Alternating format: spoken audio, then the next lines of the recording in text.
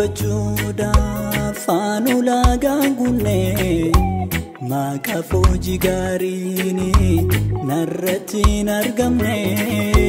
hiddif sanyiin kan koo iddoo kanaaf malee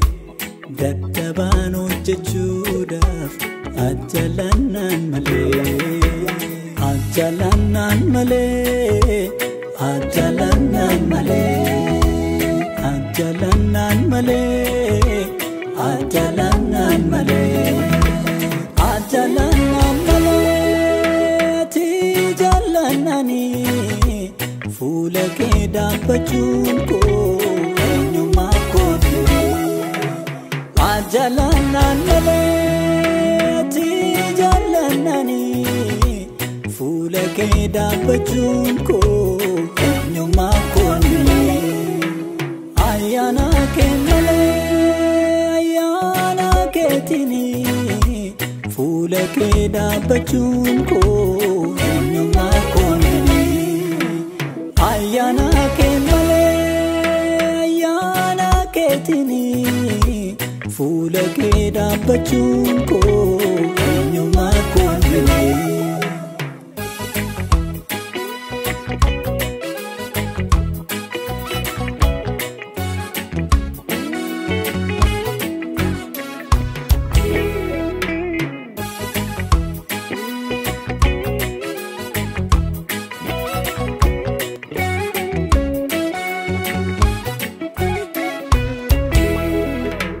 Chubbuuf yakka kootii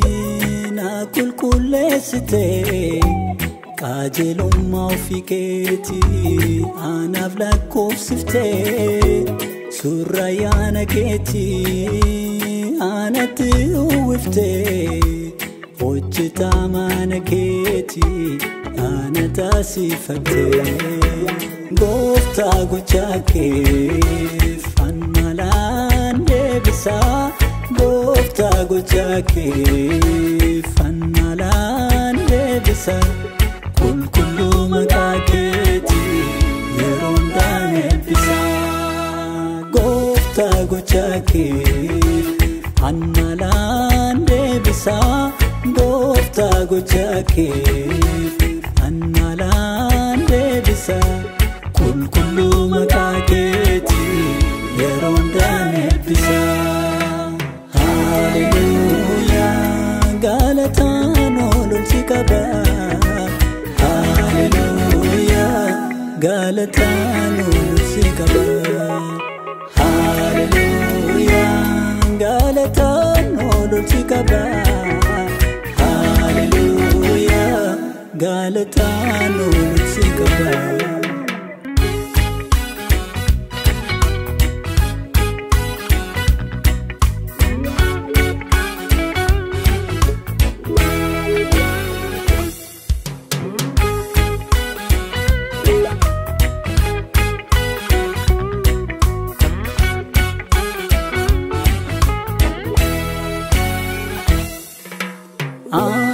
Fi manni koo kan himannu hin qabuumi gaaruu na dhaabeera ayyaanni kee jaalalli kee adduma ergatii na dhaabdee fuula kee uumamaa raagotee fayyisuu keen labsaa hamman jiru ulfina koo gatee ergatii na dhaabdee fuula kee uumamaa raagotee gooftaa koo fayyisuu keen labsaa hamman jiru ulfina koo gatee gooftaa gochaa keef anmalaan deebisaa gooftaa gochaa keef anmalaan deebisaa qulqulluu maqaa keetii yeroo hundaan eebbisaa gooftaa gochaa keef anmalaan deebisaa gooftaa gochaa keef anmalaan deebisaa qulqulluu